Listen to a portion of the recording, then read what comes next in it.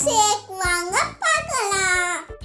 Video skip பண்ணாம ஃபுல்லா பாருங்க.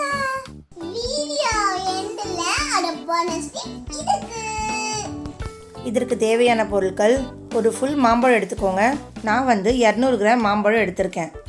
நல்லா வாஷ் பண்ணிவிட்டு தோல்லாம் எடுத்து க்ளீன் பண்ணி வச்சுக்கோங்க. நான் அதை நல்ல சின்ன சின்ன பீஸாக கட் பண்ணி எடுத்திருக்கேன். அடுத்து 50 கிராம் சர்க்கரை எடுத்துக்கோங்க. காய்ச்சின பாலை 10 நிமிஷம் ஃப்ரீசரில் வச்சு எடுத்துக்கோங்க. கட் பண்ண மாம்பழத்தை எல்லாம் ஒரு மிக்ஸி ஜாரில் ஆட் பண்ணிக்கோங்க.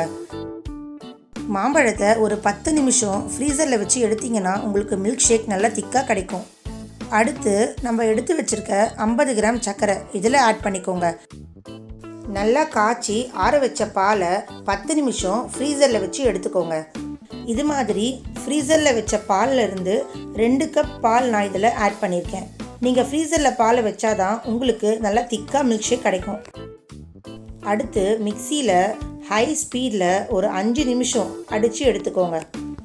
ஒருவேளை உங்களுக்கு மில்க் ஷேக் ரொம்ப திக்காக இருந்ததுன்னா நீங்கள் இன்னும் கொஞ்சம் பால் ஆட் பண்ணி மறுபடியும் மிக்சியில் அடிச்சுக்கலாம்.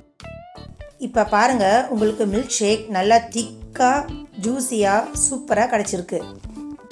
இப்போது மேங்கோ பற்றின ஒரு சூப்பரான டிப்பை பார்க்கலாம். மேங்கோ கிங் ஆஃப் ஃப்ரூட் அப்படின்னு அழைக்கப்படுது.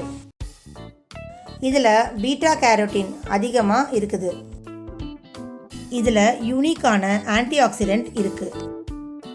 இது மாதிரி மேங்கோ மில்க் ஷேக் நீங்களும் வீட்டிலே செஞ்சு சாப்பிட்டு பாருங்கள். எப்படி இருக்குன்னு எனக்கு கீழே கமெண்ட்டில் சொல்லுங்கள். நான் இன்றைக்கி இதில் ஐஸ்கிரீம் போடாமல் செஞ்சுருக்கேன். உங்களுக்கு வேணும்னா நீங்கள் ஒரு ஸ்கூப் வெனிலா ஐஸ்கிரீம் இதில் ஆட் பண்ணிக்கலாம்.